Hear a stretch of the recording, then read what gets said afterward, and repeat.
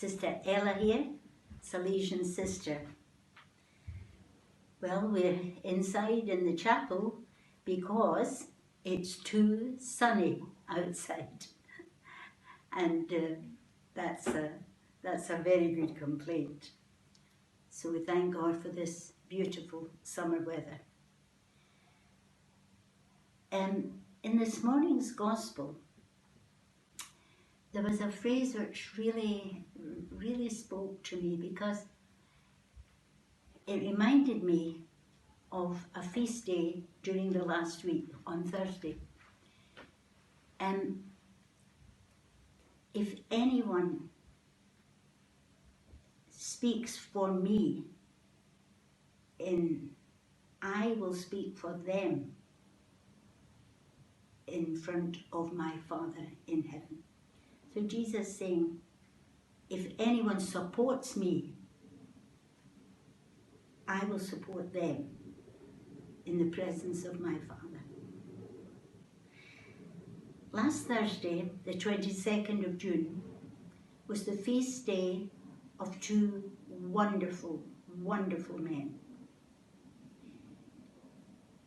St. John Fisher was born in 1469, so over 500 years, getting on for 600 years ago. 8 years later, another man was born, Thomas More. He was born in 1477. Now, these men were very prominent men in the country. Bishop John Fisher was the Bishop of Rochester. And just 4 weeks before his death, he was declared a cardinal. But we sort of never call him Cardinal John Fisher, always Bishop John Fisher.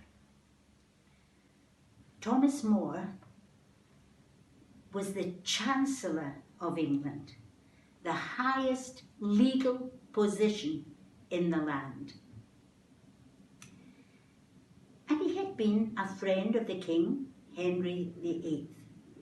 But both of these men did not agree that Henry VIII, as he declared himself the head of the church in England, neither of them could accept that, because the head of the church is Peter, the Pope, and that was an appointment from Jesus.